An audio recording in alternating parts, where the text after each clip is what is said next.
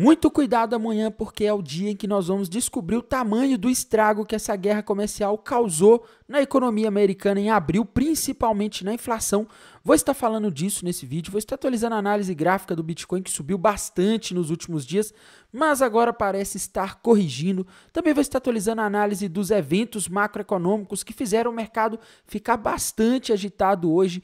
Vou estar atualizando também a análise de sentimento do Bitcoin, análise dos gráficos das principais criptomoedas do mercado. Mas antes de continuar, pessoal, primeiramente não deixem de se inscrever aqui no canal Criptográfico no YouTube, ativar o sininho aí embaixo para receber as notificações, deixar o like aí também para dar aquela força, deixar seus comentários também aí embaixo. E meus amigos, se vocês ainda não seguem o nosso canal no Telegram, vai estar fixado no primeiro link dos comentários aí, no primeiro comentário desse vídeo, o link para você ter acesso ao canal onde a gente manda notícias e coisas relevantes sobre o mercado de criptomoedas em primeira mão, tá? É gratuito, você só precisa ter uma conta no Telegram e entrar por meio do link que vai estar embaixo.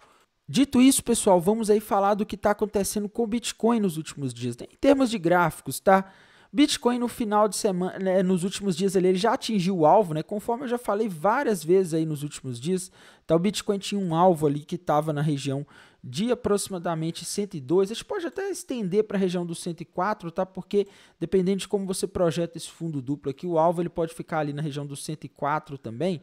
E o Bitcoin bateu o alvo ali do gráfico diário na região dos 103, 102, alguns podem ver 104. Tá, e agora, pessoal, não tem novos padrões de gráfico indicando alta, tá? Quando a gente vai aqui para o gráfico de uma hora, lá no sábado de tarde, pessoal, parecia que o Bitcoin estava formando ali um padrão gráfico conhecido como triângulo ascendente, tá? Mas o que aconteceu?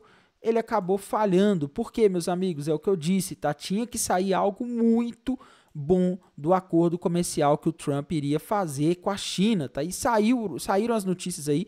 Eu acho que o mercado não gostou tanto, tá? Foi até satisfatório, foi positivo e tal, mas eu acho que o mercado caiu naquele modo de compra no boato, né? Ou seja, sobe na expectativa e cai no fato, tá? Então eu acho que por isso aí acabou atrapalhando esse triângulo ascendente. E, meus amigos, o Bitcoin está caindo hoje, está caindo nas últimas horas, né? Apesar de ter batido ali por volta das 4 horas da manhã na região dos 105.787 dólares, quase 106 mil dólares, tá?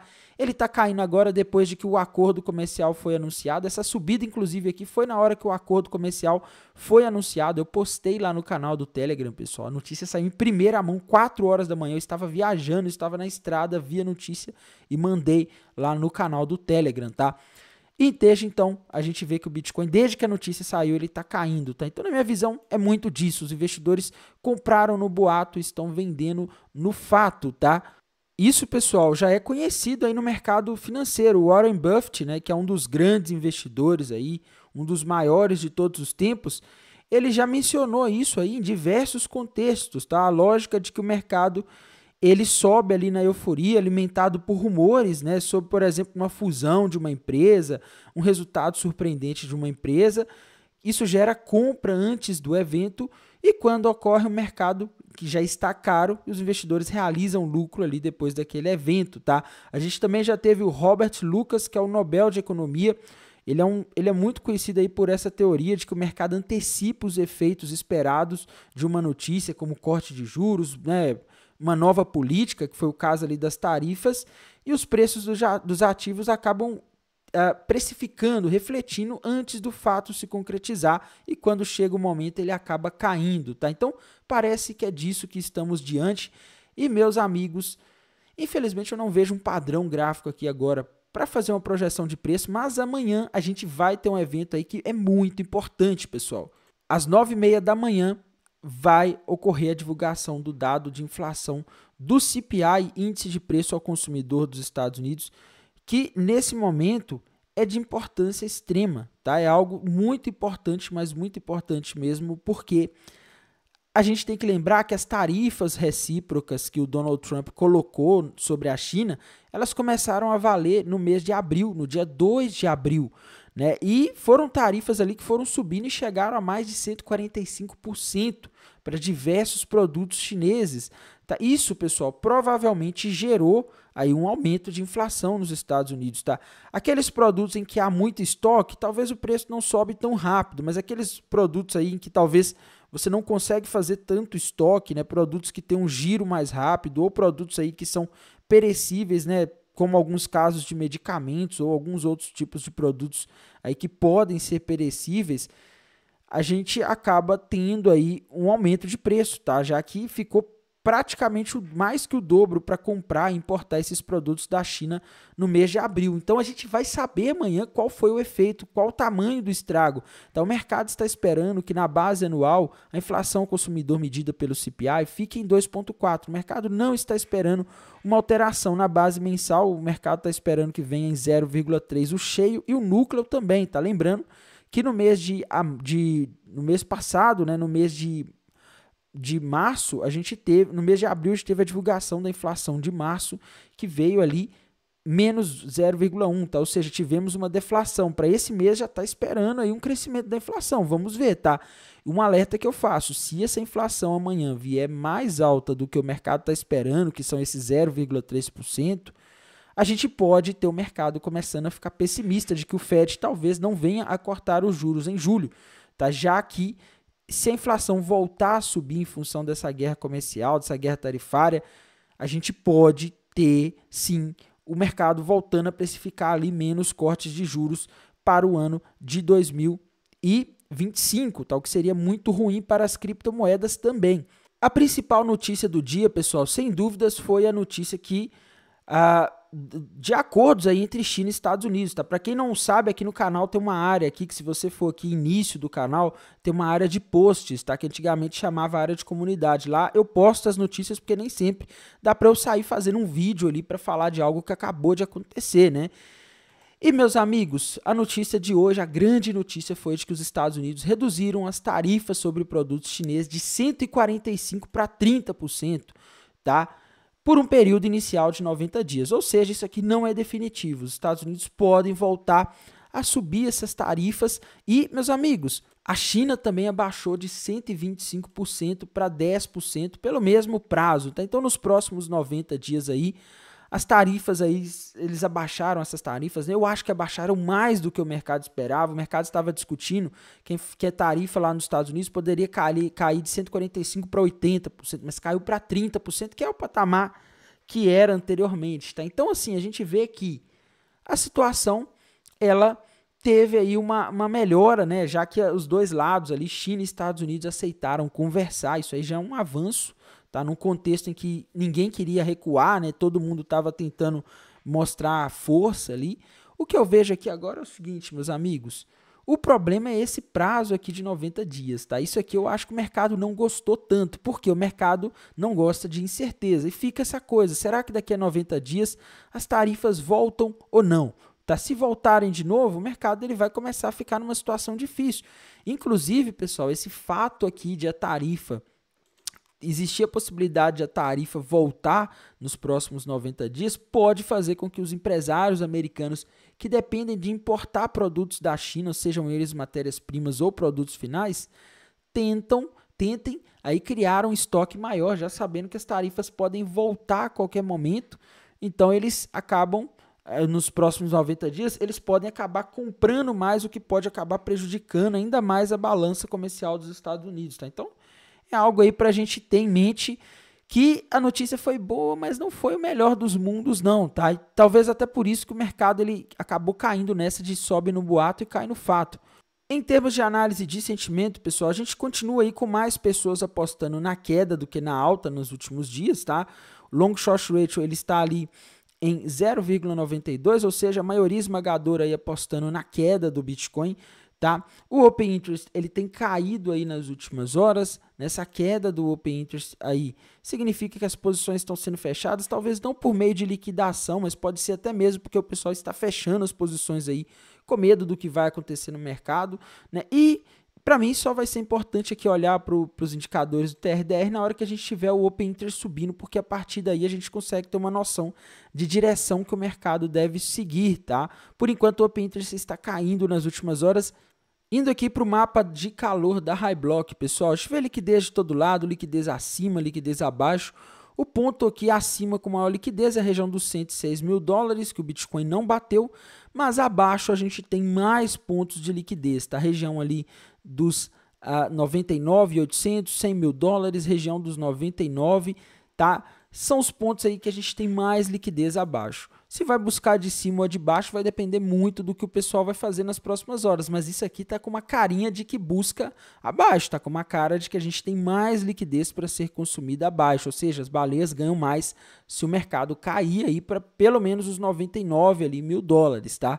Em termos aí de análise das principais criptomoedas, pessoal, temos que começar pela dominância do Bitcoin, que caiu forte nos últimos dias, tá? A gente teve dias de queda muito forte, devolveu praticamente toda a alta que a gente alertou e que aconteceu nas últimas semanas.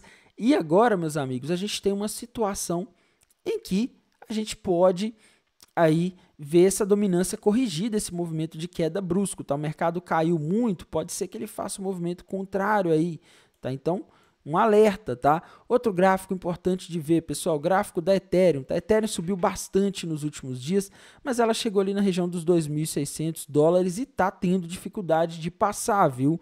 Não tem aqui um padrão gráfico agora novo indicando alta para a Ethereum. O que eu vejo aqui é o seguinte, meus amigos, se a Ethereum continuar caindo nas próximas horas e acabar rompendo para baixo a região dos 2.430 dólares, ela vai estar formando aqui um pequeno topo duplo, revertendo esse movimento de alta dos próximos dias, e o alvo desse topo duplo estará lá na região dos 2.250 dólares, tá? Então, só para vocês ficarem atentos aí.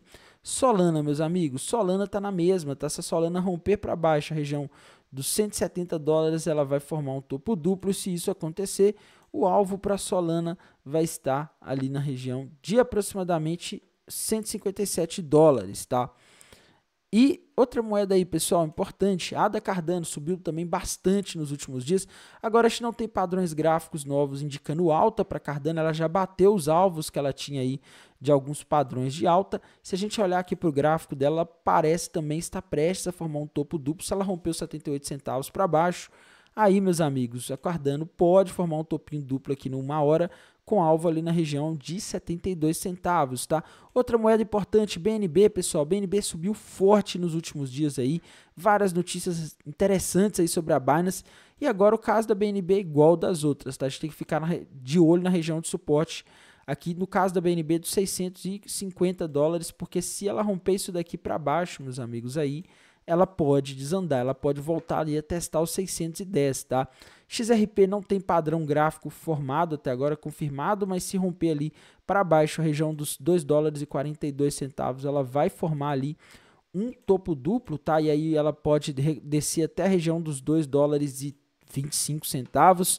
Outra moeda importante, Dogecoin, pessoal, Dogecoin também parece estar prestes a formar um topo duplo, tá? A gente vê que a maioria das altcoins estão, né? E se a Dogecoin romper para baixo a região dos 22 centavos de dólares, ela vai formar aqui esse topo duplo, e o alvo vai estar ali na região dos 18 centavos de dólares, tá? Outra moeda aí que a gente não pode deixar de comentar, pessoal, é a Tron, tá? O token do Telegram aqui, token Tron, tá caindo aí nas últimas horas, subiu forte hoje, né? Assim, pessoal, não consigo ver um padrão aqui para Tron, tá? Token Tron do Telegram, né?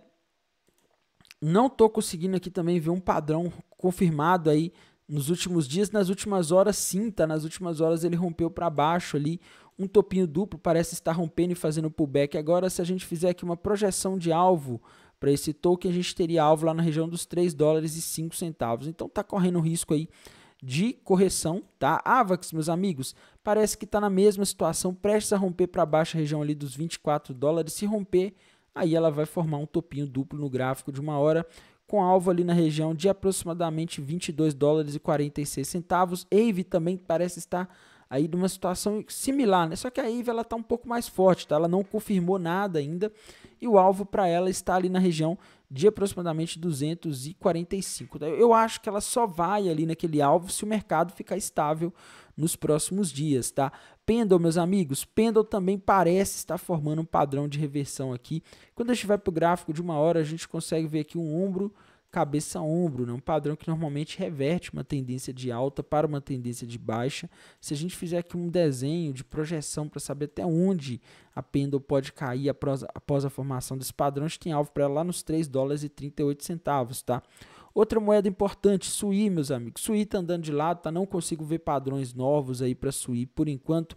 NIR, tá? NIR subiu bastante nos últimos dias, praticamente começando a invalidar aquele topo duplo, né, com alvo abaixo de $1, mas ela parece que não está indo bem, tá? A NIR parece estar próxima aí de romper uma região de suporte. Se ela romper essa região dos 3 dólares para baixo, o alvo para ela vai ser lá nos 2,80, tá? Outra moeda importante aí que a gente não pode deixar de comentar, pessoal, Chainlink, tá? Chainlink também é uma aí que está em hype sempre, né? Todo mundo sempre quer saber dela. Quando a gente vai para os gráficos maiores, ela rompeu para cima o ombro, cabeça, ombro invertido com alvo em 21 dólares, tá? Já nos tempos gráficos menores, pessoal, a situação não parece estar muito legal. Ela está prestes a romper aqui a região de suporte dos 2 dólares, 16 dólares e 30 centavos. E se isso acontecer, o alvo para ela, vamos ver aqui qual vai ser o alvo.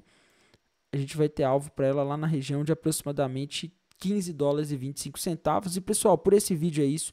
Irei mantendo vocês atualizados aqui pelo canal do YouTube, lá pelo canal do Telegram. Desejo a todos uma excelente noite de segunda-feira, um excelente começo de semana, uma excelente semana e bons negócios. Até mais. Tchau, tchau.